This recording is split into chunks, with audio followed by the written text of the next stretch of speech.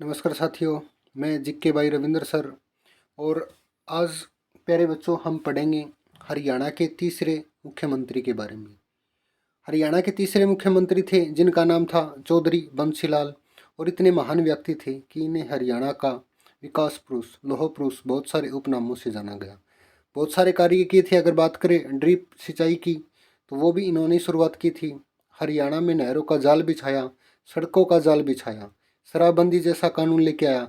इतना महान व्यक्ति था चौधरी बंसीलाल प्यारे बच्चों। चलिए देखते हैं चौधरी बंसीलाल के बारे में। सबसे पहले है चौधरी बंसीलाल। इन महान व्यक्ति का जो जन्म है प्यारे बच्चों वो हुआ था 26 अगस्त 1927 को गोलागढ़ गांव भिवानी में इस महान व्यक्ति ने जन्म लिया। अब अगर बात करें हम उपनाम, तो हरियाणा का लौह पुरुष, विकास पुरुष, हरियाणा का शिल्पी, आधुनिक हरियाणा का निर्माता आदि प्रमुख उपनामों से इस महान व्यक्ति को जाना जाता है। 1967 में इस महान व्यक्ति ने चुनाव लड़ा और 1968 में हरियाणा के सबसे कम आयु का जो मुख्यमंत्री बनने का गौरव प्राप्त है वो भी इसी महान व्यक्ति ने किया था। 1968 में मात्र 41 वर्ष की आयु में हरियाणा के मुख्यमंत्री बने और वर्ष 1970 में एक बहुत बड़ा कार्य किया। हरियाणा की ऐसी भाषा, दूसरी भाषा लागू कर दी जो हरियाणा में एकमात्र व्यक्ति भी जो नहीं बोल पाता था। यानी कि 1970 में तमिल भाषा थी जो हरियाणा की दूसरी राजभाषा के रूप में घोषित कर दी गई, जो आगे चलकर 2004 में इसे समाप्त किया गया।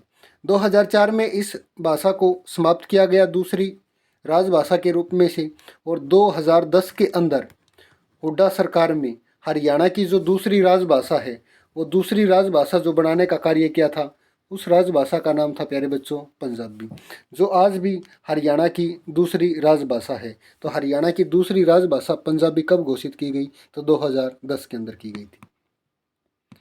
आगे चलते हैं। आगे है गांव-गांव बिजली पहुंचाने के कार्यक्रम की शुरुआत की थी और 1970 में ही हरियाणा के हर गांव में बिजली पहुंचा दी गई थी।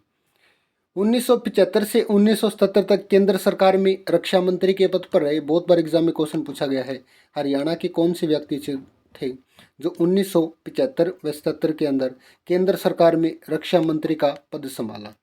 1984 से 1986 तक केंद्र सरकार में रेल व परिवहन मंत्री के रूप में भी इस महान व्यक्ति ने कार्य किया। बाद में एक पार्टी का गठन किया गया जिस पार्टी को जाना जाता था हरियाणा विकास पार्टी के नाम से।